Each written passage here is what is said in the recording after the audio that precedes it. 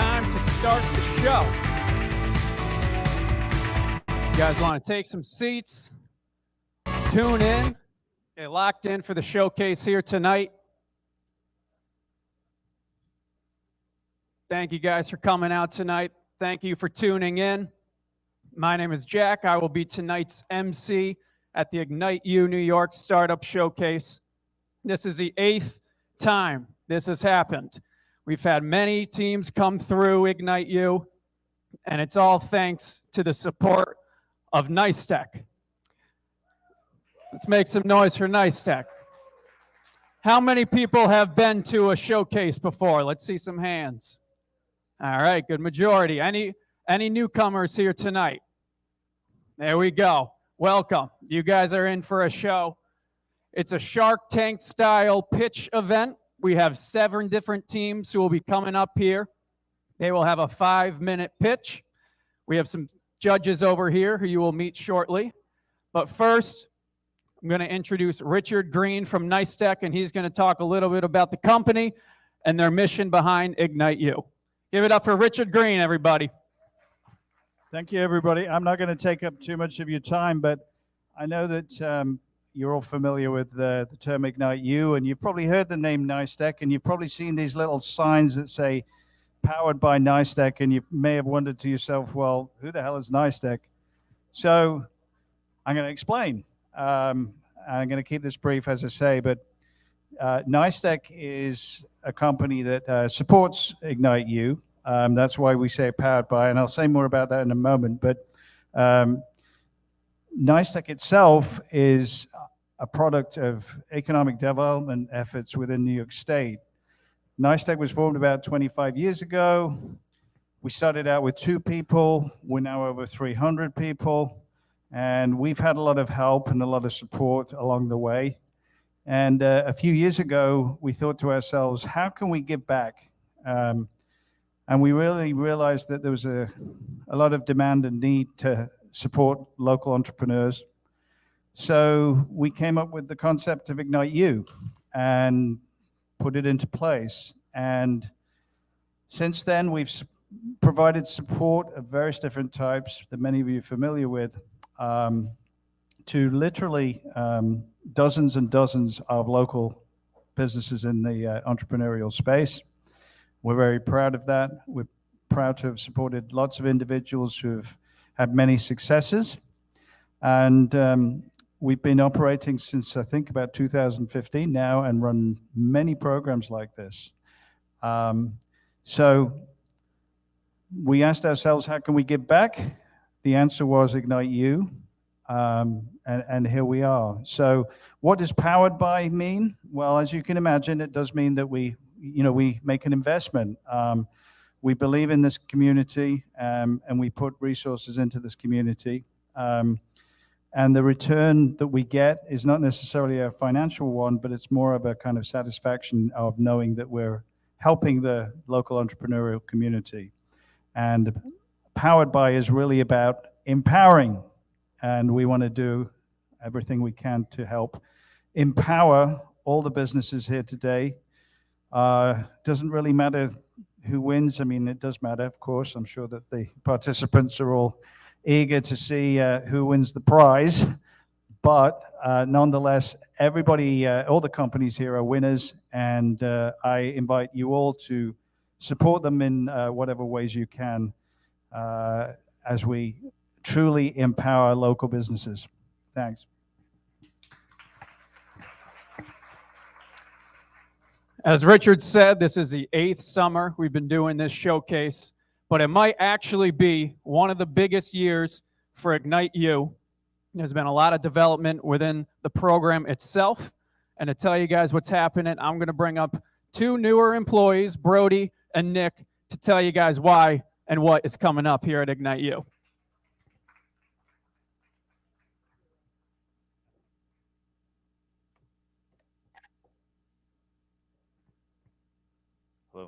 Good evening, everyone. Thank you for coming to our final showcase. We're so proud of our cohort members, and we can't wait to hear their pitches tonight. I just want to talk a little bit about IgniteU. Me, as an alumni, I actually went through the program myself. I believe in the program. I believe in the curriculum. Since 2015, IgniteU has been a tool for local entrepreneurs and startups to help them grow and scale their businesses. We help them in various ways, one-on-one mentoring through the cohort, through office hours. We've been running 2 programs a year, the winter MWBE program and the summer accelerator program, which you're about to see this year's program. We're proud to announce that we're actually adding a 3rd cohort into the year. We're starting with the fall NYC program. Starting this fall in September, we're going to be in New York running the same accelerator in the city. And also we're going to start another program called Tech Match. So we're looking forward and hoping to have good results with those as well. And I just want to hand it over to Brody. She's going to talk a little bit more about this year's showcase.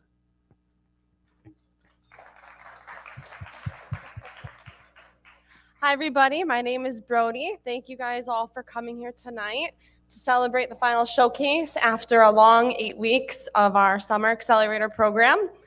A little bit about our Summer Accelerator and the accelerator programs that we offer. They are 6 to 8 week programs where we meet with businesses that have applied to our program, and we meet with them weekly, and we hold one-to-ones. We also hold office hours that are open to the public, so any of you entrepreneurs in the room that are looking to meet with us, we would love to meet with you. And what's unique about our team is that each one of us are entrepreneurs ourselves. So we each own our own businesses, and it's not like an educational-based program. We all have gone through the motions and have experienced hard times within our businesses. So that's what makes us a little bit different than most programs that are offered. But we thank you guys for being here tonight, and we look forward to hearing everyone's pitches tonight. Thank you. All righty. As we said, each pitch will be 5 minutes long. They'll actually be cut off at the end, so they practiced long and hard to make sure they can make it in that 5 minutes, after which the judges will have 3 minutes of questions. So before we start, let's get a quick introduction from each of our judges. We'll start with you, Dom.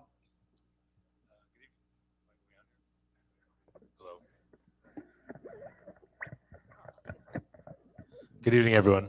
Dominic Pernomo, second generation restaurateur of Yono's and DP at American Brasserie in downtown Albany. Currently opening up 3 new restaurants in the Hudson Valley. And during COVID-19, founder of Feed Albany, and we're rapidly approaching about 1 million meals for the food insecure in and around the capital region.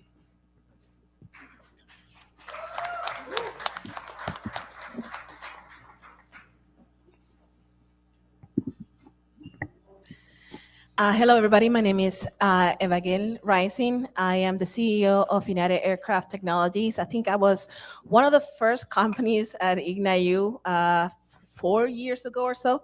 And since then, we continue to grow close to 15 employees right now with multiple military contracts in aerospace. And I'm very happy to be here today to support these entrepreneurs. Thank you.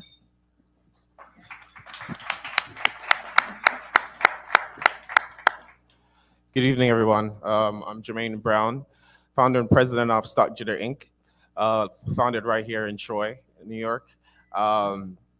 Stock Jitter is a financial literacy platform that we try to help people to learn how to invest. We started this company around 2019 in this cohort as well. And we've grown from stocks and cryptocurrencies to local real estate and getting people outside of the state to buy real estate here in Troy. We've grown a company to 4 or 5 employees from just 1. But that's just the success of this program. And I'm happy to be here to support it as well. Thank you. All righty. You guys ready to start the show? Come on. We need a little more enthusiasm for our 7 teams. Are you guys ready to start the show tonight? There we go. I'm just saying, front row is wide open. Those are normally the highest priced tickets. Quick quiz, does anybody know what NYSTEC stands for? Who's not on payroll? New York State Technology Enterprise Corporation. There you go, you learn something new every day. And now we're gonna learn from our first company. Introducing Tracy from Everphone.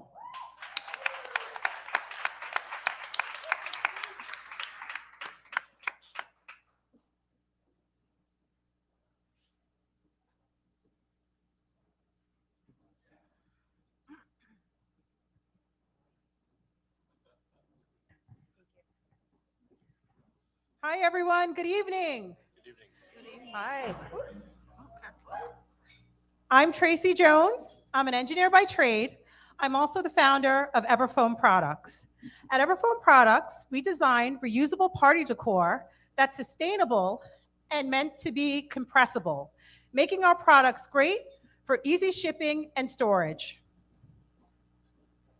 If helium were an animal, it would be an endangered species. The Earth is running out of helium, but most who don't use helium or don't work with it aren't aware. Event planners, party supply retailers, you've lived with the reality of helium shortages for well over a decade. You realize what it's like to have to turn customers away because you don't have any helium to fill up the balloons in your stores, or scramble at the last minute because your helium supplies weren't delivered for your event. But that's where Everfoam Products comes in. We found a way to keep helium out of non-vital products. And that's through a one-of-a-kind process we've developed that I'll get into. At Everfoam, we've found a way to take open cell foam and make it expandable and inflatable within a Mylar product. We've taken the helium out of the balloons and we've inserted through our design process foam that will create an expansion method that will allow the balloons to inflate in place, removing the time required to inflate balloons with gases like helium. Anything that can be inflated can be everfoamed. That's right. We can cut and shape a variety of sizes of foam and duplicate the look and appeal of a Mylar balloon filled with helium. Our MVP will launch first quarter 2023. Our MVP will be the Everfoam Balloon Arch.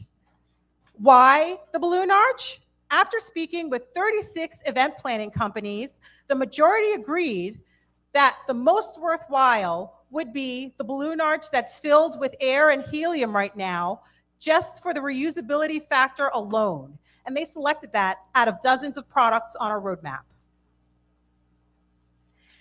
Event planners stand to gain a savings of thousands of dollars annually.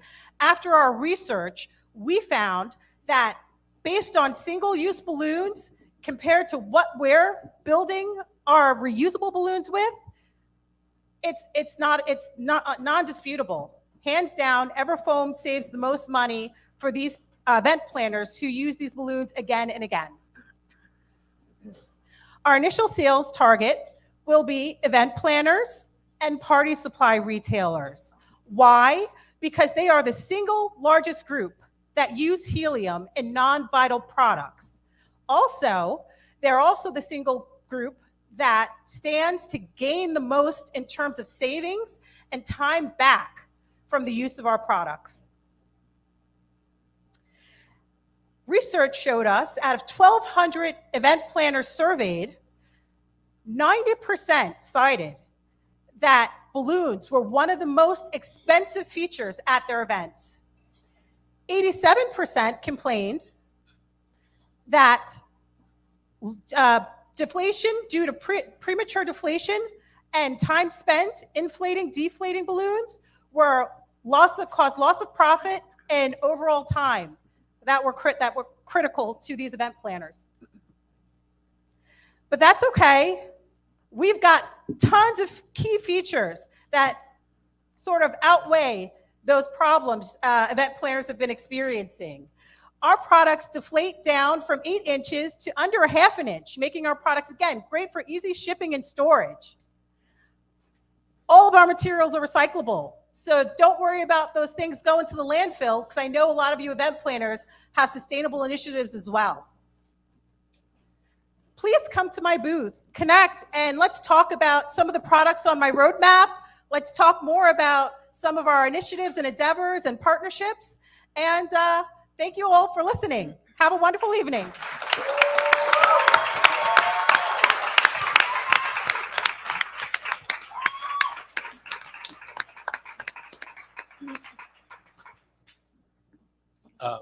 Yeah, I'll go first. Thank you for that presentation. One of the unique characteristics of helium is that it floats. It allows balloons at a table to give a certain ambiance. Aside from the balloon arch, is it something that can hold up and can float if on a certain base to give that same effect? So while foam in the balloon will not allow the balloon to float, research with event planners that I've been working with, they know how to provide, DIY strings and tape and glue to give these balloons the illusion of floating. And our MVP is one of the balloons that actually aren't made to float. They go on to an arch support, and they're there for decorative reasons entirely, but they're just not made to float. Thank you. Hi, once again, great pitch. I know how it feels to be up there. So I have a question. How is the manufacturing process currently, and what are your plans for scalability?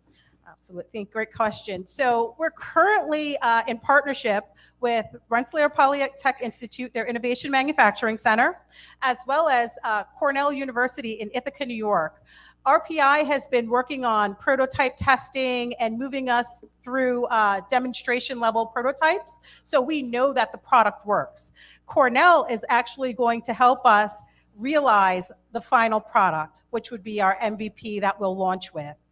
Both partnerships that were developed by me and that are ongoing, and if we are successful with our MVP, we absolutely plan to scale either through grants or other partnerships strategically.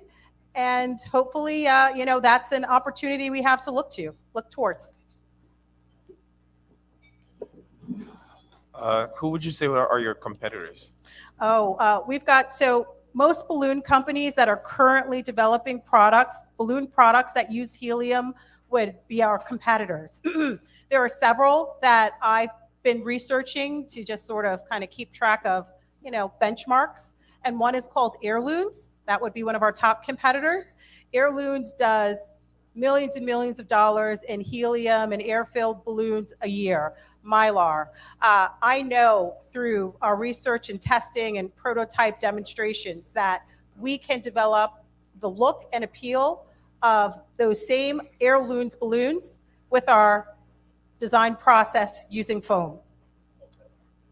Another question about the process. For example, that arch. Yes. The foam would be there, and then you would wrap it in the Mylar? So the product would come as a finished product. The foam would already be inserted. It would be compressed down, and you would receive a package that would be about that big with the balloon in it. You'd pop it onto the archway, and you'd watch the balloon expand in place. So you're removing the process of having a helium tank or an air compressor and having to blow up each individual balloon. You take it out of the package, you pop it onto the archway, and you watch it, you walk away and watch it expand in place. And you come back and you have your balloon arch. And then what's the process at the end of the event to then store it and then use it another time? Absolutely. So there are several options. One being you can vacuum seal these things back in a package if you choose, or because they're compressible, you can take your standard storage bin, throw a bunch in there, squish it down, mark it, and put it away for later. Thank you. I have a follow-up question. So it says that I think you have your MVP done soon for testing. Was it Q1 of? First quarter 2023. So that's the target. Yeah. I know deadlines slip, but we're in really strong partnerships right now with well-known manufacturing facilities, and they think we're on track to hit that. So, they do believe. So my question is, how will winning this competition help you, essentially? Absolutely. So with the funds I stand to win potentially from this competition, I can use that and apply it toward commercial manufacturing. So they're helping me realize and develop the SOP on how to get to the finished product, but I would still have to contract out and pay a manufacturer to mass produce. Right now, I'd probably be looking at low volume production to start because it makes sense financially and strategically. But those, major funding would be needed for that. And that is a huge win if I would be able to do that. So I may have missed it earlier, but you mentioned that the target market is event planners, etc. So they've probably done millions of events over the years. What is it your selling point to them for them to switch? It's the time savings and cost savings. Okay. They've identified for me, I came with my concept. They identified for me where they think value would come from for them. And that's why I chose the arch balloon very specifically. It's because that's what the customer told me would bring them the most value. And give me an idea of what the time difference is versus what yours would be compared to what they were doing now. A small balloon display, a small Mylar balloon display for these event planners takes them no less than an hour and a half to 2 hours to set up. And that doesn't include touch-up maintenance because they have to transport the display to the venue, okay? And we all hope, they hold their breath, they keep their fingers crossed that nothing pops, nothing deflates on the way, because there are a lot of workaround and taping that, and again, it takes time, right? It takes time away from what other things they have to do. So time and cost savings alone was what sold them on potential usage. All right, give it up for Tracy, everybody. Thank you.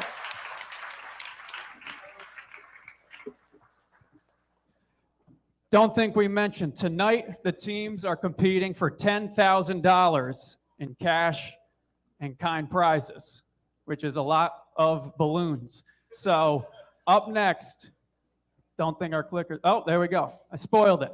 Runners High Cannabis, we have Matt, and it's all you, Matt. Everybody give it up. Thank you. You keep walking away with things. Hi, everyone. My name is Matt Waddell. I'm the founder of Runners High Cannabis, and I make I make athletic fuels with THC in them. I'm a mechanical engineer, a former NCAA college athlete. I'm a distance runner, as well as a trail runner, a backcountry skier, and I have years of experience in the cannabis industry designing cannabis growing robots for a small ag tech startup. Tonight, I'm going to discuss with you how these experiences aligned with two movements and gave me the insight behind this brand, our first product, and I'm going to discuss our unique business model, and most importantly, I'm going to bust the endorphin myth. So many of you will remember this book, Born to Run, which started the barefoot running movement. It also tied the mechanics of running to our evolution as the world's best athlete or runners. Sorry, guys, the clicker's having problems. So this book also affected the way that running shoes are designed and the way that we coach modern running form. It also inspired me to start distance running. So in 2015, I started using cannabis as a medicinally in order to help with my back pain from a spine injury. The first time I went running with cannabis on board was a light bulb moment for me. What I realized was that, oh my gosh. So in 2015, I went running for the first time with cannabis on board, and it was a light bulb moment. What I realized was that I could access the runner's high at mile 1 rather than mile 5 or 10. in 2019, seeing the utility of cannabis to help people access runner's high, I was able to trademark the term in this brief little opportunity that I had.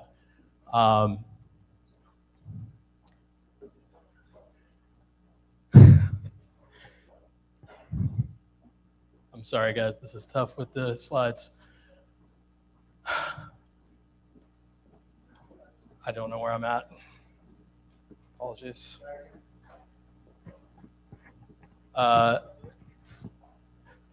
So to fast forward, in 2021, science came out that proved that the runner's high is actually a result of endorphins, endocannabinoids, which are internally produced cannabinoids, rather than endorphins. And then in 2021, the book Runner's High was released, which documented the movement that had built up around this. And this quote from the book does a really good job of explaining the insight that I had with my movement. Cannabis delivers the runner's high quicker. So for those of you who have difficulty experiencing it, cannabis could possibly be a ticket to the bliss of running. This is a large movement and includes athletes from amateur as well as professional athletes from across the spectrum.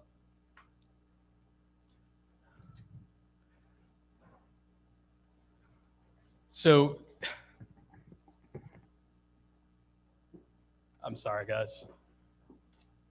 This market is very large, with 80% of users in legal states deciding to use weed with their workouts, and 69% using in conjunction before working out. Our first product is a THC-based energy gel that targets the pain points of our earliest adopters. It's designed specifically to induce the feeling of runner's high through reliable effects, consistent dosing, and early onset, allowing us to address the pain points of the market. Our price point is $45, which is at a midpoint for the cannabis, for average cannabis products that are available today. And I apologize, we just added another minute. We're all over the place on the slides.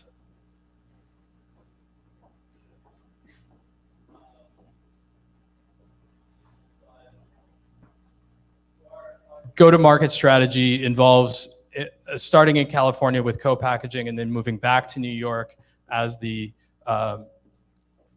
progress and the market develops in New York State. We will use at the trailhead. We will meet our customers at the trailhead by using.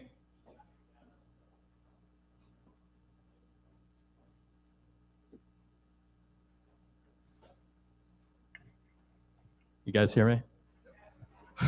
We will use heat mapping data from popular running apps like Strava to meet our customers at the trailhead, and this is our guerrilla marketing tactic. Food and beverage companies who walk the walk when it comes to environmental and social responsibilities are well positioned and are rewarded generally by the consumers.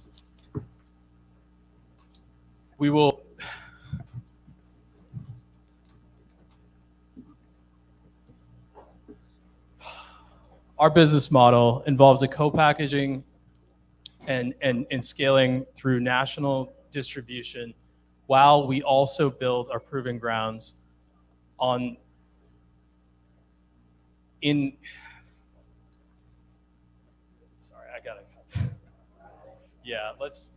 this is just, so can we please go to Q&A? All the tech,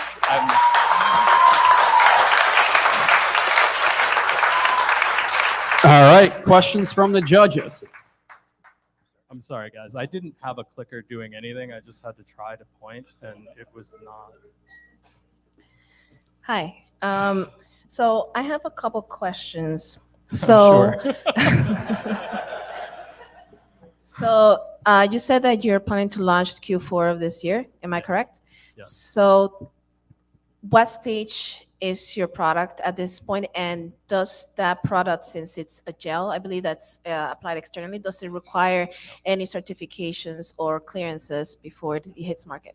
It's an energy supplement, so it's similar to the energy gels that you would see runners taking before a marathon, and it's an internal. You eat it. Yes, it's a consumable. We have a 5 and a 10 milligram offering. We are in the development phase right now. We have a co-packaging model which will allow us to essentially build out and distribute in multiple states, even though it's federally illegal to distribute across state lines. We will be able to work with co-packagers in those states and scale broadly while we work on developing our home base in New York, if that makes sense. And we already have relationships with these companies in California where we are already working on the development of the product. What is in the gel other than obviously THC? Right. What are the nutritional values of it and calorie content, et cetera? Yeah, so typically it's around 100 calories, and it's intended to give you the fuel you need to continue your run. Typically, it's something that our earliest adopters that I started to attempt to mention there are typically endurance athletes. And what we have is this situation where there is a large movement that exists of athletes that are using cannabis before they're working out. And they don't have any products that are made specifically for them. So we are the very first of these products that have THC. And the importance of the THC is that that is the thing that will help access the runner's high. So there are a lot of other products branded towards athletes with CBD in them. They're missing the mark. Yes, CBD is great for recovery. It's great for joints and things like that. It is not good for turning on the runner's high. It actually makes it drop out. So this, they don't need to take a pre-workout or something else. It's an all-in-one, right? Between Right. what's in the gel plus the additional Exactly. THC. So we recommend that you take 15 to 20 minutes before exercise. Once you start moving, your body will naturally begin to produce a bit more anandamide, and then you will enjoy that experience. Is there any proprietary process or formulations in your product? Are there any proprietary formulations on your product Right. that could potentially protect it through any sort of IP? Yeah, basically. Yeah, it's difficult to get patent protection on cannabis products right now. We have the trademark for the term runner's high, and we're also going to be making a runner's high non-THC fuel. But as far as the patentability, we are developing a proprietary formulation, which has specific formulation of cannabinoids to allow us to access runner's high the quickest, as well as quick onset extracts from that supplier in California, who's one of the best. Are you currently selling this product? We don't have the product for sale yet. We're Okay. raising money, and if I was able to get to the fundraising slide, we're raising $250,000 for our launch in California and Colorado. Okay. And then when the market establishes in New York State, we'll move back to New York. Okay. And then very quickly, just run me through what for example, a regular business day would be like for you. Just give me an idea what that is. Well, are you talking today or after we're funded and we're funded? Yeah. So what do you see yourself setting up? Like, what is Yeah. the process, your business model? Right. So what the biggest thing that is going to differentiate us as far as getting the product to consumers is that trailhead marketing that I was starting to discuss, which is we're going to actually target dispensaries that are at locations where there are active recreation areas. So when we've got people at those locations, we know that that's a dispensary where there's a good opportunity to sell the product to our consumers. We're going to go there with our vintage marketing bus. It's a 1957 International Harvester school bus. And we're going to take people to trailheads or meet them at the trailheads and take them for experiential runs. And what I've found through prototyping is that when you do that with someone, you create an evangelist almost immediately. All right, give it up for Matt, everybody. Thank you, guys. Do we have any cannabis enthusiasts in the audience? I can feel my mom glaring at me from up there. It's a sign of the time, folks, as well as our next company who goes exclusively by Nurse Q. Give it up for Nurse Q, everybody.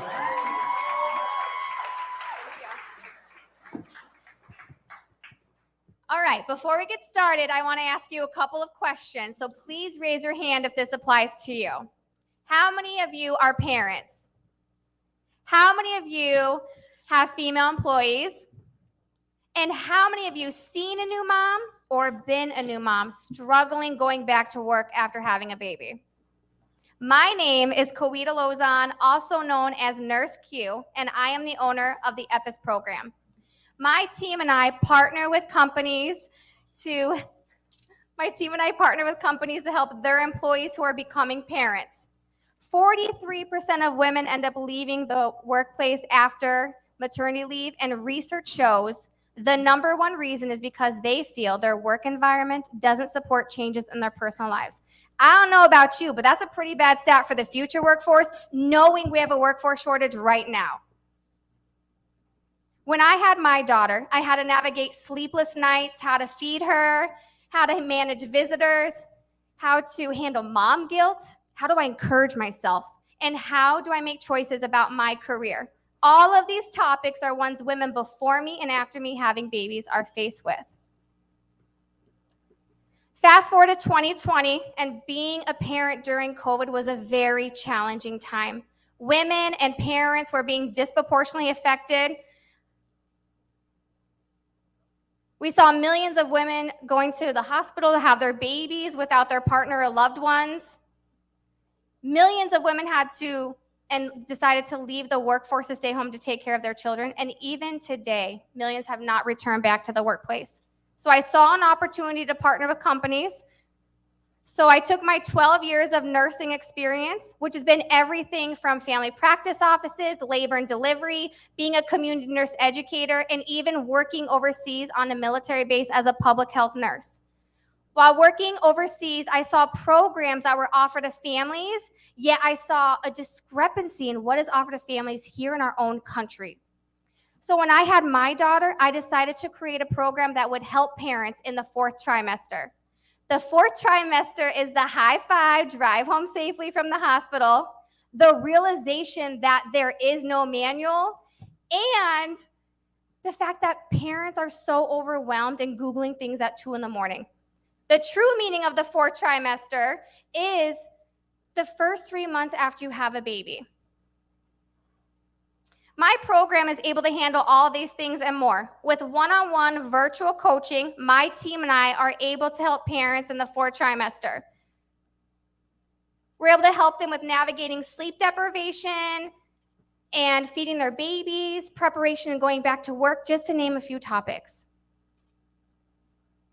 You might be wondering if a program like EPIS is needed in the workplace, but 70 to 80% of women have baby blues, 1 in 8 suffer from postpartum depression, and according to the American Academy of Pediatrics, if a woman has depression, her partner is 50% more likely to have depression.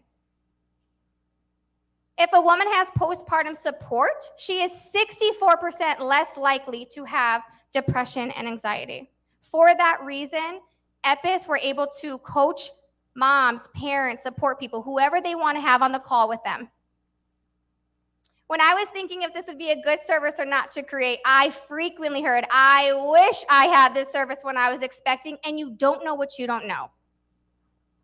So now that my team and I are currently working with companies and coaching new parents, here's some recent feedback we've been given.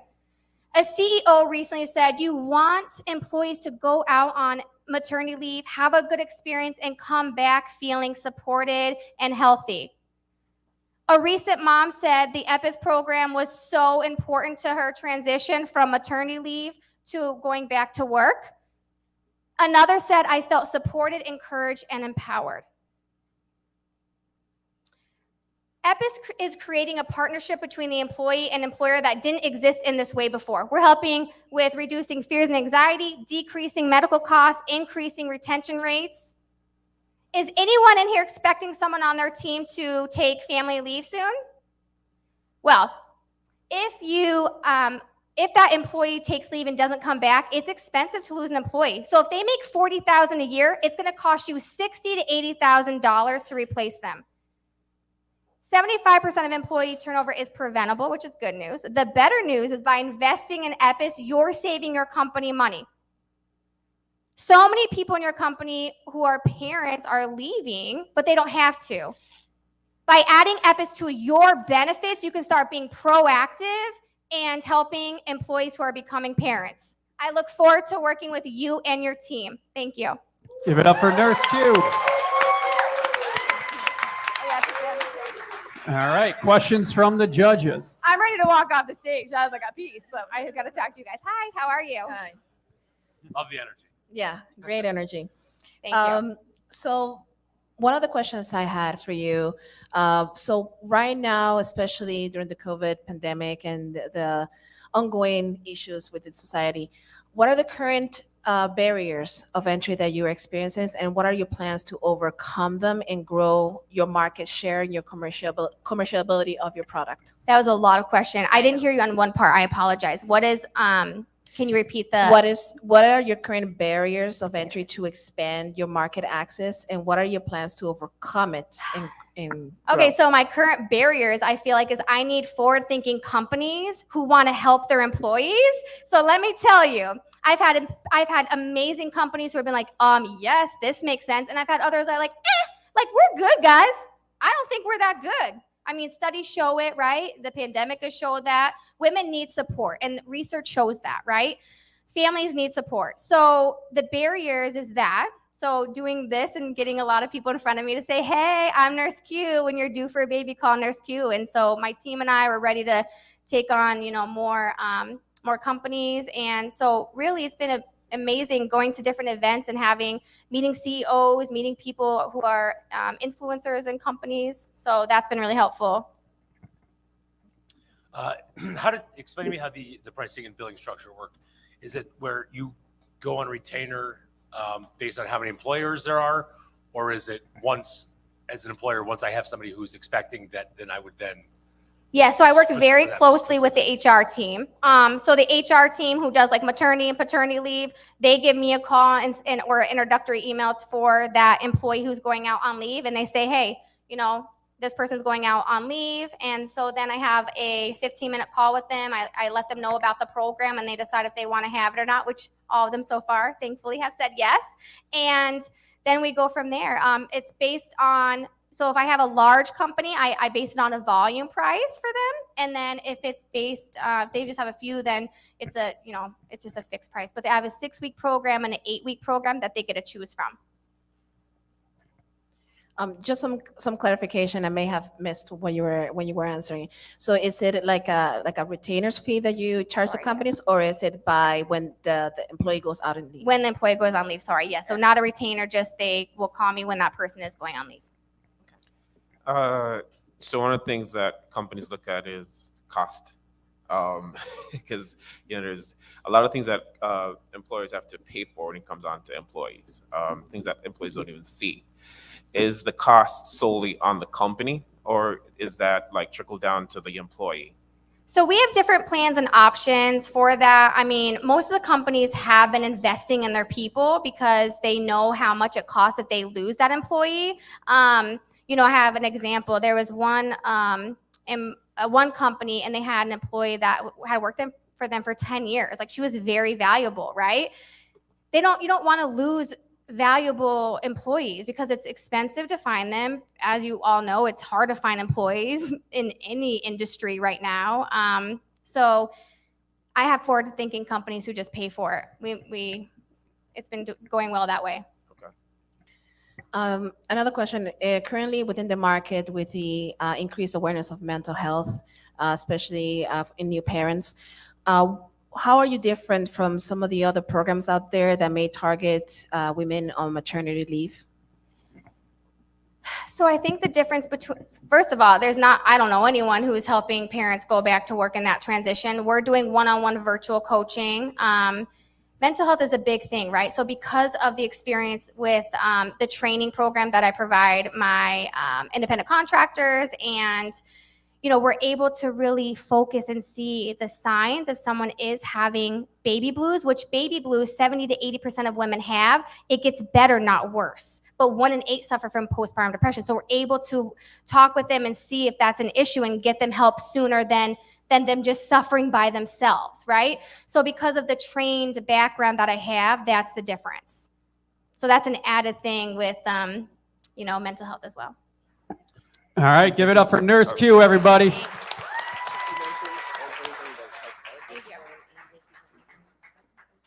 All righty, we are about halfway through the presentations, and then I want you guys to put on your shark brains and think of who would you invest in.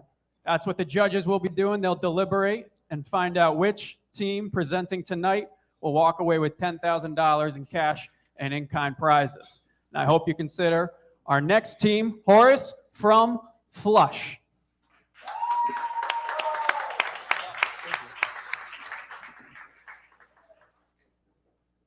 Hello, everybody. My name is Horace Rowe, and I'm the CEO of Flush. Flush is a social media platform dedicated for the home service and blue-collar industry. Users can create their online profile and bring their offline community online. If they're interested in hiring a home service provider, they can find them on Flush. We also offer job opportunities and education in the trades for those interested. We are starting off as a web application with our dev team. Over time, we'll move on to mobile at scale. The goal for Flush is to become the LinkedIn of home services. The home service industry is a $600 billion industry growing at 9.7% every year. But the best part of it all is that only 10% of it is online, and it is growing at 10% every year. So in 5 years, it is at $105 billion. And this is a great opportunity for Flush to get in. I've grown up in the trades, watching my father work really hard to grow his business for a success. But one of the main forms of advertising that he used and other contractors is lawn signs and word of mouth. But over time, he hit a scalability cap. With Flush, we want them to bring their offline presence online so they can get more visibility on their business. For those contractors who are using the available online services right now, on average, they pay $1,800 a month for services. Many of them voice poor satisfaction in the service provided for them. Even also, contractors told me during the interview process that they've even had fake accounts message them so they can get charged per lead because they get charged regardless of conversion of sale. Throughout our customer discovery, 3 things stuck out to us the most, and it is hiring, scaling, and advertising for the contractor. And with Flush, we'll be here to alleviate all of their problems that they're facing on their day-to-day operations. Our first alpha customer is users aged 30 to 45 who makes on average of $51,000 to $150,000. First-time home buyers interested in home upgrades on their property. Flush's revenue model. We will charge contractors a business subscription to sell on our platform. All other users who are non-business are free. A transactional fee occurs when a customer hires a home service provider for their service. If businesses are interested in scaling their operation, they can pay for job listings. Over the weekend, Flush was able to finally have our first soft launch with 25 users. And here are some of the results we had. On the issue end, we had font size issues that messed up the text. Also, some users weren't able to render their posts on the feed, but our dev team is working on it as we speak, our CTO, Josh. For successes, we had the feedback that many users loved our user navigation on our platform. Also, users who uploaded their resume and their information on our platform was able to display on their profile. Our team worked really hard to have all the web extension browsers accept profile creation on the sign up, which was an issue back then, not anymore. Flush ask today is that we are seeking investors who invest in pre-revenue companies. With your capital, we'll be able to grow our team on the development side. Also, we'll be able to uncap our servers, and also all the rest will go towards advertising and traveling to trade shows and tech schools for education. The milestones we would hit is that we will be able to finish our payment integration, 1,000 users on our platform, and build our advertising infrastructure. I'd like to thank the team, Joshua, our CTO, Dr. Daniel Robeson, our advisor, and Eamon on our dev team for all the hard work. Any other questions? Thank you for your time, and you can find us at our contact, at our URL, and our socials right here. Thank you.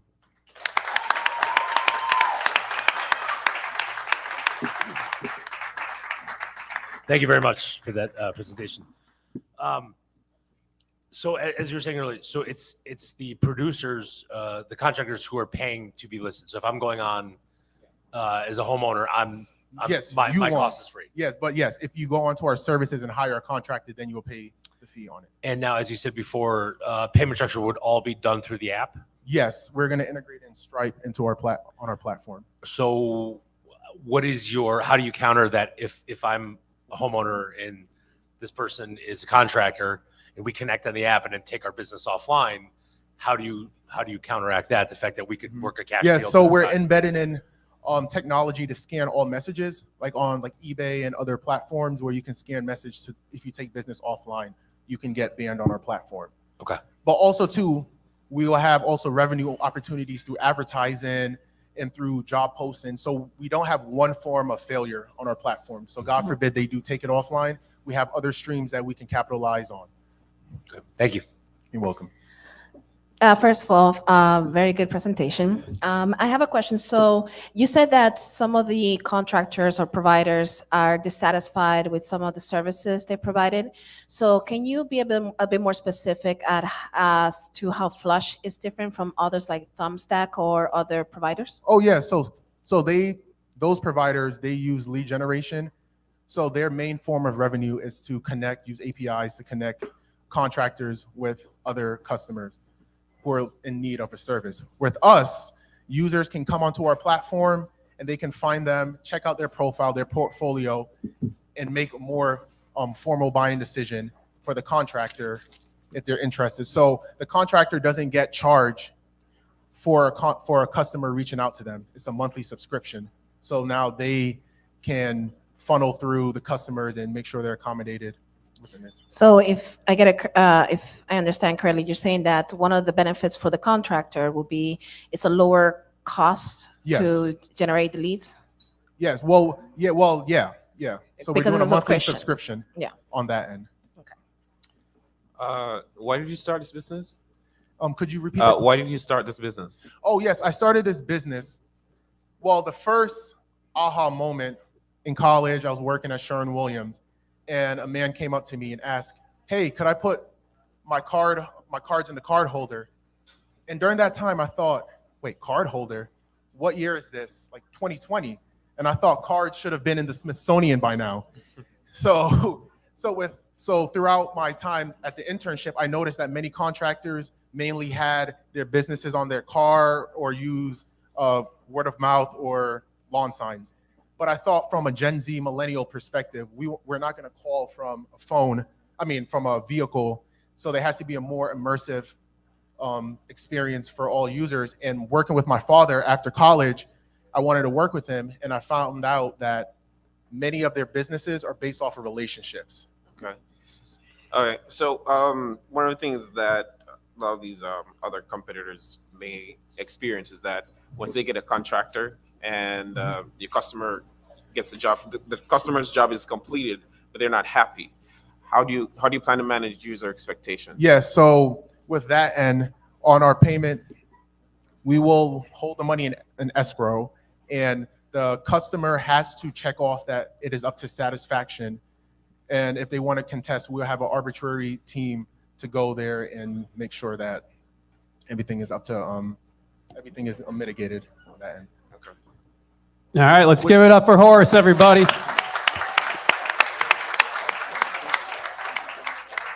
All right, I just want to thank everybody for coming out and tuning in. We have two more, starting with Stephen from Building Blocks.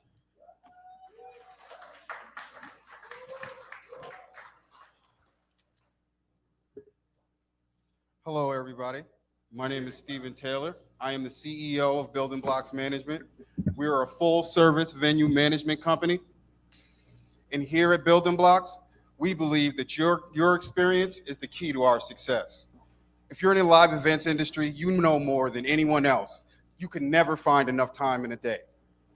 Anywhere from continuously dealing with being understaffed to multiple vendor emails and tour manager emails.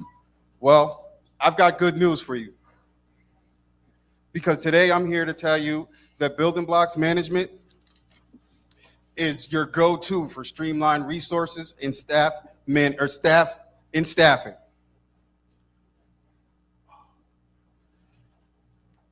What services and staffing, you may be asking?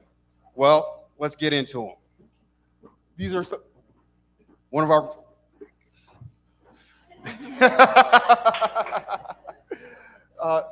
these are some of our more popular packages.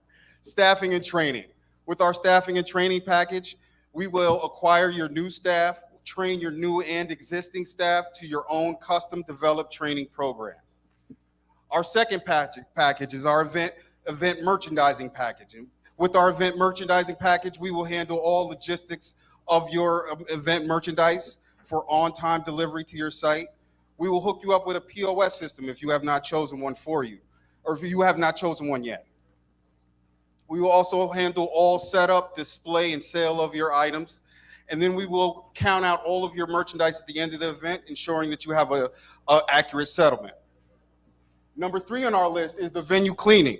Venue cleaning is actually, it's number 3 on the list, but it's one of our more popular packages right now with today's days and times. And with our venue cleaning, we will take care of all your venue cleaning needs. That as far as pre, during, and post-show cleaning. We will handle your vendors as far as toilet paper, paper towels, cleaning chemicals, things of that nature. We've provided services from events ranging from 200 to 90,000. We've done 90,000 people event just as recent as last year, where we did Blue Ridge Rock Festival. At Blue Ridge Rock Festival, we handled the merchandising there. We had a team of 30 people come in on site. Out of those 30 people, 20 of those people never had experience before, so we had to train them in how to use the POS system, how to set up and display the merchandise, and then how to upsell on bigger ticket items as well. Here's a list of some of our satisfied clients. You may recognize some of them. Highline Merchandising, the Palace Theater, J-Dubs Event Management, ASM Global, Empire Live, and Albany Capital Center.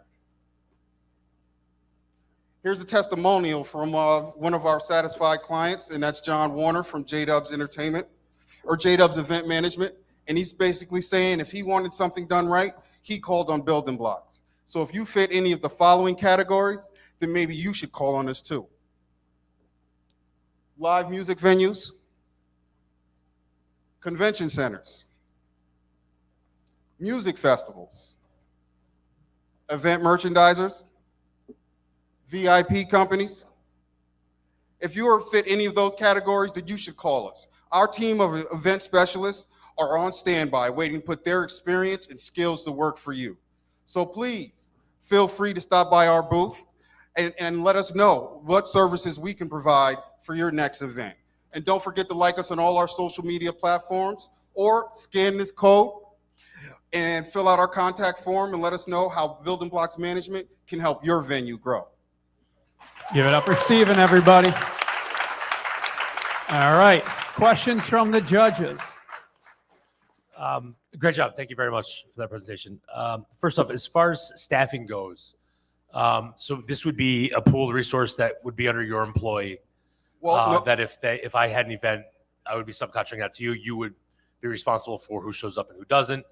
But let's say if I have an event and the Palace has an event and Empire Live has an event, do you have the depth of a roster to make sure that we're all of our events are covered on the same evening? that's a two-part question.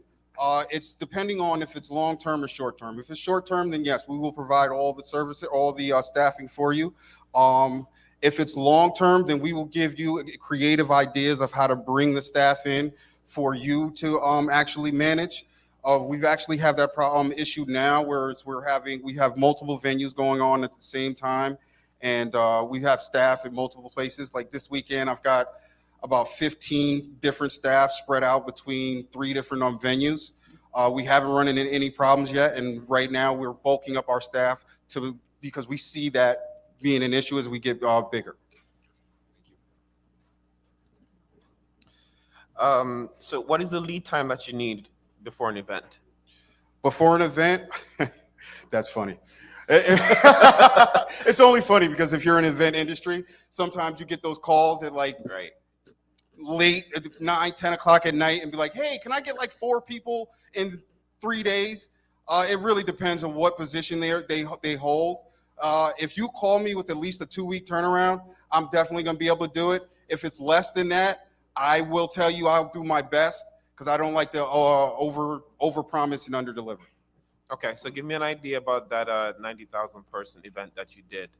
What was just give me an idea of the lead time you got and how did you staff that was a bigger thing with that many people. There was about 3 months of planning in that. There were site visits. It was actually during COVID. Last year it was like peak time during COVID. So in that time, like I said, we got 30 staff. 20 of them weren't trained. They did $1 million in sales in 4 days.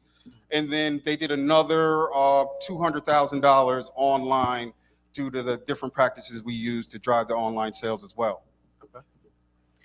I have a 2-part question. So first and foremost, what is your process for lead generation and how do you plan to expand on that so you can gather more clients and grow? Right now, we're basically word of mouth. What's happening is we're going into certain, as we get into a venue in Albany, the capital region, when it comes to the event industry, they're a small community. So what happens is we get into an event, the word spreads that we're doing a really great job, and then that's how we get more of our clients. And so do you plan that for now you're going to continue to grow within the Albany community, or do you plan to grow into other parts also of the state of New York? Right now, we're trying to focus on the Albany because you got to focus on your hometown and then just spread it out from there. Even today, like after I leave here today, I'm going to Atlantic City. I have a music festival there. So we do still have things out of the Albany area, but our main focus right now is to do as many of the small to mid-sized venues in the area. Quickly, if you book a customer, what is the major risk to that business opportunity? Risk as far as? So for example, you may have an overhead cost up front that you have to get your staff paid and hired for the event. Say for example, if you got a 2-week lead up to the event, but then the event gets canceled, do you still get paid? What's the risk to?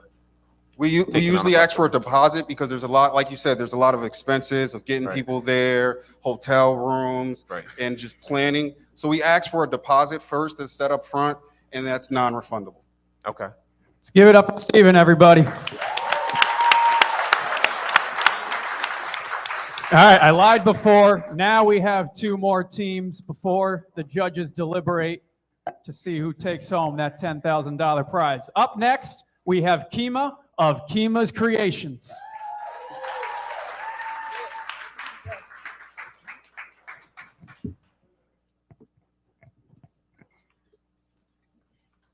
I am Kima, a small luxury fashion handbag manufacturing company. Good evening, everyone, and thank you for taking the time to be here for us this evening. My given name is Karen Maxwell. I am the daughter, granddaughter, cousin, and niece of a slew of designers, seamstress, and tailors in my family. One of the issues that I have found with mass manufacturing of bags in this day and age is that I call it the Bopsy twin syndrome. So basically, as women, we are walking into the room and we are seeing items that are similar to other people's, if not by the exact bag, then by design, by color. There's not a whole lot that differentiates your bag from someone else's. My solution to this problem is my brand, Kima's. Why would you choose Kima? You would choose me because I create my bags from raw material to end product. My bags are custom made. When you are wearing one of my bags, you are not wearing a purse. You are wearing an art product. When you are wearing one of my bags, when you are wearing one of my bags, you don't fit in, you stand out. Some of my most recent achievements is I've been featured on News Channel 13, not once, but 2 times. So the most latest one is because I had a bag that was featured on General Hospital by the actress Vernee Watson Johnson. You will better know her as the mom in Fresh Prince of Bel-Air. She played Will Smith's mom on General Hospital. Most recently, you can find on all of your seats, and I hope y'all done read them, that I am featured on page 16 and 17 of Her Life magazine. Please listen to some of my walk-in testimonies. Hello, everyone. My name is Mariah. I'm the owner of many Kima's bags. If you couldn't tell, I like to stand out a bit. I like to support Kima's bags because I get to choose what I want. So I like bags with good, strong handles. I can say, please reinforce my handles. Please make the inside waterproof. Whatever my needs are, I can get them met through the custom function. I'm Destiny. I am a Kima customer. Who made your bag? That's literally a question I get asked every day, to the point that I've started carrying her cards in my bag because I can't keep explaining who made this. I love Kima's products. I like bags that match whatever hair color I decide to wear that week, and they're customizable, and she makes my vision come to life.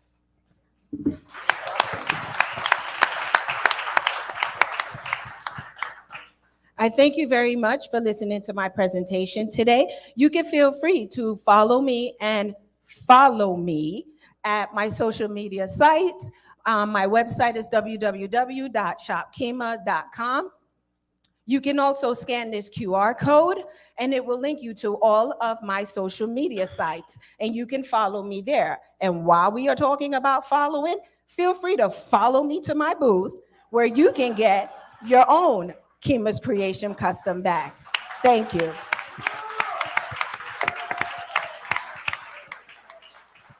All right, let's get questions from the judges. Thank you very much for welcome. that presentation. Thank you. Since everything is custom, what is the turnaround time? It and how quick? depends. So good. Go ahead, I'm sorry. What is the turnaround time currently? And what is your scalability so that if you got an order for 3,000 custom bags, how would you be able to handle that turnaround? Okay, so the answer to the first part of your question is the turnaround time depends on the kind of bag that I'm making. So as I stated, I make bags from raw material to end product. If it's a wood bag, it takes me a couple days. If it's a fabric bag, it takes me about a week or so currently with the backlog that I have. In answer to your second question, if I was to get an order for a very large amount, then there's a company called CEG that I am affiliated with and Fuse Hub, and there's connections that I would be able to utilize to get my assistants to be able to complete my product. And once again, great presentation. Thank you. One of my questions is, I saw that you said assistants. So how many people are currently working on making the bags? It depends on when I have a specific order. So if I have a large order, like tonight, then I have a young lady that comes in and she will help me with cutting and sewing. And like I stated before, there's a lineage of tailors and seamstress in my family. So my mom at 75 still comes in and helps me sew. Thank you. You're welcome. Okay, just following up from her question. So if you have to bring in somebody else to help you with the manufacturing process, how do you control the quality to go out? It will depend on what exactly we are processing. So I would still be able to go into that company based on the information that I've gotten from CEG or Fuse Hub and still be able to control what is happening with my product. The other way that I will control that, which is how I do it recently, is I will tell you that there's kind of a backlog, and instead of it taking a week or 2 weeks, it might take me 3 weeks. But then again, my product is so good, my customers wait. Okay, and just give me an idea of roughly how many bags do you sell per month? So wood bags currently I'm selling about, I want to say about 5, 6 a month. My fabric bags, especially my duffels, are one of my more popular bags, and it takes me, I want to say I get about 1 a week out. And just one last question on that. And then what do you think your margins like roughly? Because you're selling 5 to 6. I'm not sure what the price point is if you want to really reveal that, but what is the average? I'm more than happy to reveal the price point. It's right at my thing. So my price point starts depending on what you are ordering. So the cheapest product that I currently have are my clutches made out of fabric. So I have textiles of leather, faux leather, and then wood. Okay. So depending on what you're ordering, my price point goes from $50 all the way up to $1,500. And so a follow-up questions to that. So I hear so far you grow by word of mouth. So can you walk me through the process when you have a new client, if they want like one of your base bags, which are beautiful, I will say, or when they want something more customized, do you have like a meeting with them? What is the creative process behind it, and how long does it normally take? So most people will go on my website or through my social media because I'm consistently posting what the new bags of the month or the week will be. And then they contact me either through social media or email me through the website. Now, when you're doing a customized bag, we have to have a conversation because, again, I bring your creation to life. So therefore, my goal is to make sure that when you walk in a room, everybody's eyes are on you. So therefore, I am bringing your creation to life. Has to be a conversation. Give it up for Kima, everybody.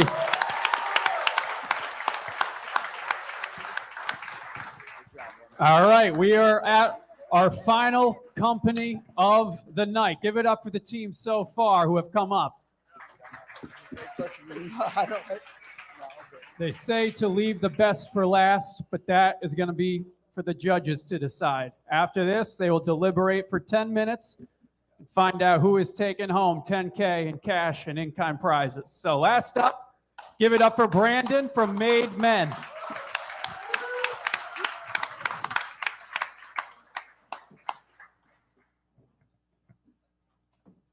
Good evening. First, I want to start off by saying to all my cohorts, I love you guys. I had a great time. I learned a lot from you. I'm the owner of Made Men Property Cleanout. We are a veteran-owned and operated junk removal company. We're located in East Greenwich, New York. I served 8 years in the Marine Corps as an infantry Marine. I got some of my Marine Corps brothers here in the building today. I came home from Iraq and I started this company. One of the biggest things for me is that I am the father of 4 sons. My 14-year-old is right here. He looks like a grown man, but he's only 14.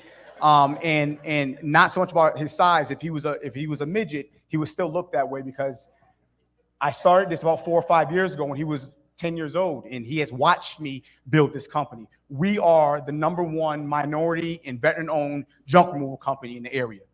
So, thank you.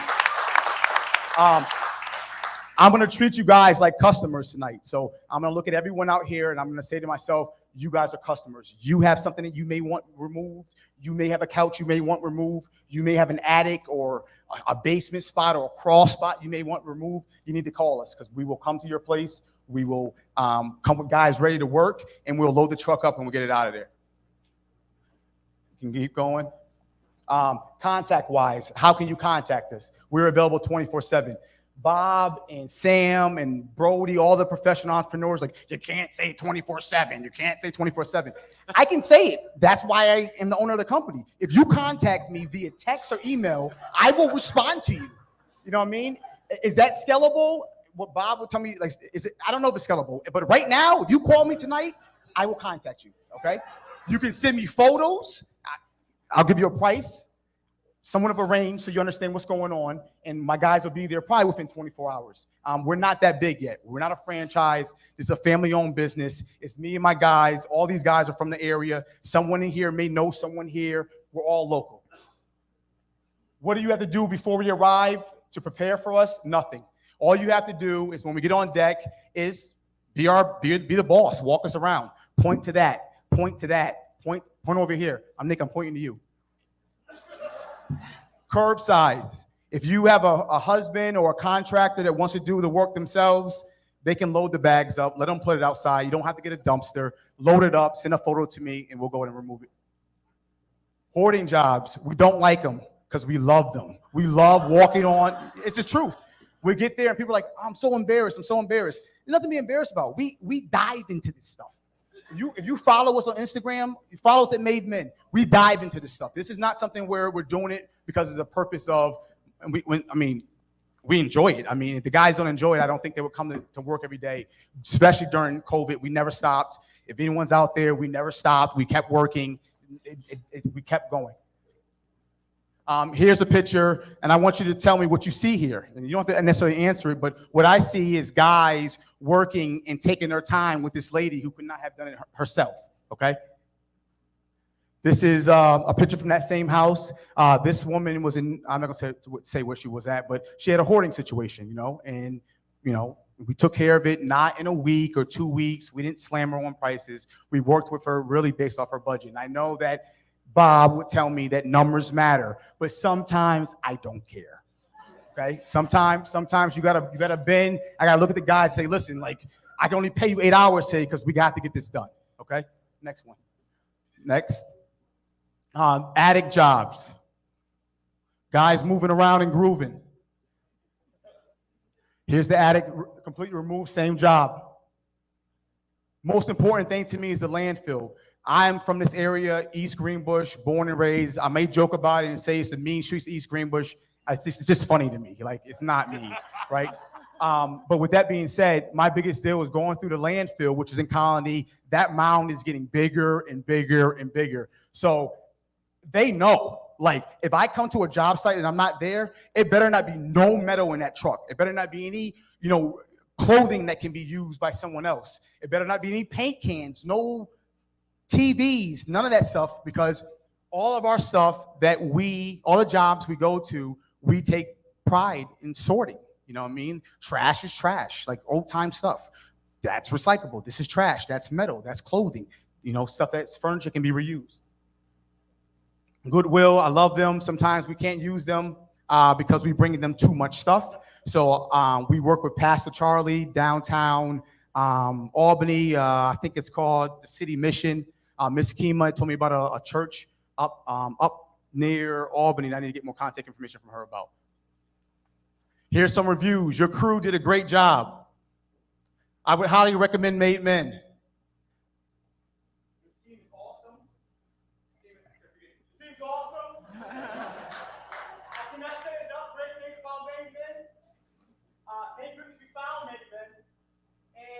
Now to the bigger things. When I started this company at Iraq in 2011, and I started the company about 2 years later.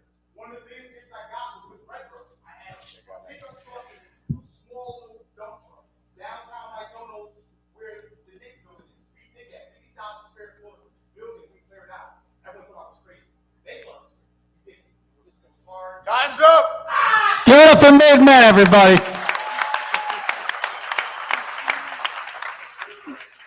That's why the mic was shut off, and it is time for questions from the judges.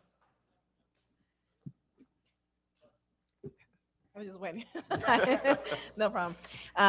Great energy. I really liked it. So I have a couple questions. So I think you were about to get into that. You started working straight with the customers, but you're planning most likely to start working with some corporations and businesses. Am I correct in that assumption? I don't want to pass away. Anyone listening, any corporate business, any small job, contact me. I'm very honest. I'll tell you I'm not doing it. You know? Talking to the mic. We're live, baby. Oh, sorry. So to answer your question is about corporate. I don't pass away anything. I don't turn away anything. You contact me, I will come to you. I don't care where it's at. Like, I go to Westchester, I go to New Paltz, I go wherever it is. I will come and look at it. And I don't want to pass that away. What I've learned from the IgniteU class, they kind of like slow you down a little bit. And it's like, okay, Brandon, like, what are you supposed to be doing? And I like small business. I mean, I like the mom and pop situations. You know, and I don't want to pass it away, but I think the term I learned is niche, or your niche. This is my niche. I would like to expand this way, where I can have these guys that are from our community keep going out with their one truck and two guys and stay on this level, and let the bigger guys deal with, 90 days to get paid and all these insurances and all this other crazy stuff. I feel like I enjoy dealing with the mom and pops because someone has to do it. Is this something that you want to continue to, obviously, as you have just said, want to keep on a small level, or is this something that you want to be able to grow? Because as far as you discussed already, sustainability and recycling and giving back through goodwill and things like that, where somebody could essentially, if you created this business model and a standard operating procedure, somebody could open one in Syracuse, somebody could open one in Buffalo, somebody could open one in Worcester. And so right now, I have been doing a soft opening, which I learned that's the term, in New Paltz, New York. So I have a Made Men New Paltz location also, which is like a virtual location, because if jobs coming from there, I schedule it where I am able to put all those jobs in one time period to take care of it. So that's the way I would want to do it. Like 1 or 2 trucks here in East Greenbush, 1 or 2 trucks here, and have these crews rocking out where we can keep taking care of our next door neighbor, How do you determine if opening a new location is viable? I think you said you go based on a budget. If they have a budget, you just go with it. How do you measure your business? I didn't say that, but I'll take what you said. It's not based on the budget. I come there and as a businessman, I look at the job and I price the job based off what you're bringing to me. But there's a little part in my heart where it's like, if you can't afford this last half a truckload, I'm not leaving you with this. I'm taking it. So I guess that's the budget where I float with it. But I'm not going to a job and saying to remove this is $5, but you tell me you have $2. I can't do it. Okay. And just quickly, do you have any sort of like environmental mandate for your company? The environmental mandates that I have is what I have imposed on my company. I have not learned of anything, federally besides what we all have to follow, where you can't put paint into landfills. It's not a mandate to us, but it's to all of us. You can't put TVs on the side of the road. You can't put tires, in your dumpster, stuff like that. Those things I have learned to follow. And I have different places that all these items go to. So TVs go somewhere, paint goes somewhere, tires, shout out to Grand Premier Tire, things all go somewhere when we're sorting. I have an additional question. Well, I guess a 2-part question. How long does it typically take to sort through everything and be able to categorize it? And does your business model structure relies basically making the money from the client, or do you have any other channels that you plan to possibly bring a little more income into your company? So the first question I'll answer is about, I think you asked. How long does it take to sort through everything? So I don't know, is there any other junk removal companies in the building besides for Gunny? Any other junk removal? So I'll let the secret out. There's no time. The simplest thing to do it, and if anyone wants to do this too, you go to a job and you look at what's going on, and you just don't touch the stuff that you shouldn't be touching. Take the trash. The guys hear it all the time. If I come or we're there, metal goes last, paint goes last, hypodermic needles go last, tires go last, all those things go last. So you're not waiting till you get to the landfill. Like, unfortunately, I'm that guy that other junk removal companies don't want to see, because when I get to, I'm like, yo, bro, you can't leave that here. And they respect it because I'm not being mean. I'm just saying, like, I'll take it with me if I have to. You're not dumping this right here. So that's the first question. What's your next one? Give it up for Made Men, everybody.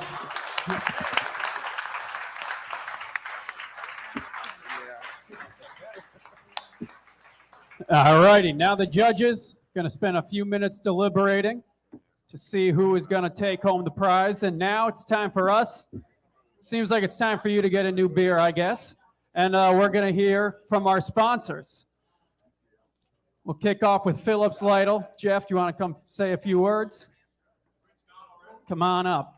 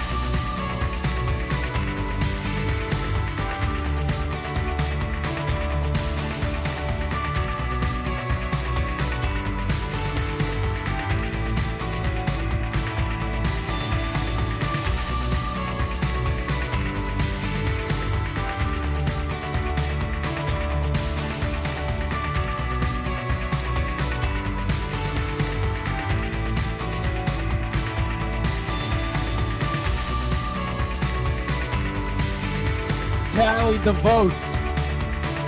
We have check in hand. Make your way back to the room.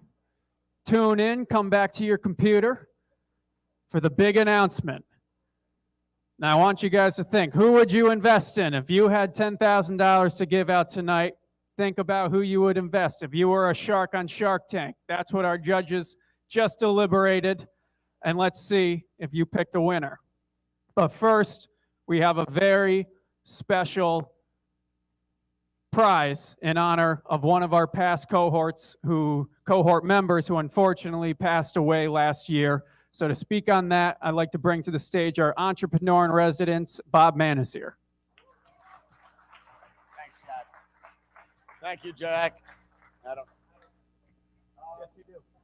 I do need this. It's a live stream. Going back to Brandon's day. So we're here because we believe in family, and our alum are here forever, and families forever. And last year, about a year ago, we lost one of our own, Yumi, who did the greatest pivot we've ever seen in a cohort. She went from a driveway technology to a virtual reality platform. And she embodied everything that we try to teach, and obviously Brandon didn't listen to for most of the last 9 weeks. Innovation, understanding marketplaces, giving back, being present, learning, listening, pivoting. Okay, I'm going to bring Jack and Sam up because a year ago, almost a year ago to the day, the three of us stood on a stage with Yumi to give a prize to our last cohort. So in her memory, and a reminder to not give away one day of this lovely life, and to show gratitude for people that mean something to you, we're going to present the first Yumi prize to somebody that embodies a lot of that. All right, we appreciate everyone coming out. We appreciate everyone who donated to the Yumi Kayama Foundation throughout these last few months. We had a fundraiser at the Beer Garden. A lot of people did direct donations, but we are happy and honored that Made Men, Brandon Gibson, will be receiving the Yumi Kayama first year at the foundation. Brandon has been Brandon and his team have been very enthusiastic through the last 9 weeks, and we thought it was very appropriate for him and his team to receive this prize. And we're very honored and very excited to continue carrying on the tradition of Yumi throughout the next several years. Every year we're going to be giving out this prize at the end of each showcase, at the end of each summer. So I was a part of Yumi's cohort back in 2018 with my first venture, Campus Pro. So I worked with her for 8 weeks, 9 weeks, even many years after that till this day. So congratulations, Made Men, and thank you guys for everyone who contributed. So. All right. If you want to learn more about Yumi and her business, Risen Taekwondo in Malta, there's a lot of information out there in the main lobby. But now, it's a moment we've all been waiting for, folks. We are going to crown the winner of the 2022 IgniteU New York Startup Showcase with $10,000 in cash and in-kind prizes. So now I'm going to pass it off to the judges to talk about who they picked. Great job, guys. From being up here, I know it's not easy. Sometimes you operate a business for 5 years and you still stumble over it. So great presentation. Deliberation was a little long, but I think we selected a. Oh, yes. All right, and Sure, I guess. So, Can we get a drum roll, please? Come on. I know how it feels to make them wait. I'm sorry, I'm evil. The winner for this cohort is Nurse Q.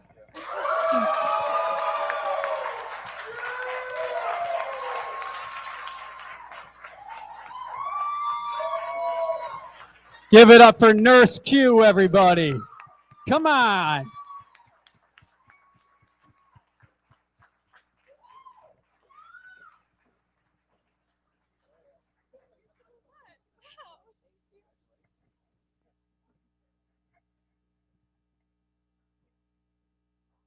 Quick Instagram pic. All right, the official Nice Tech photographer coming through.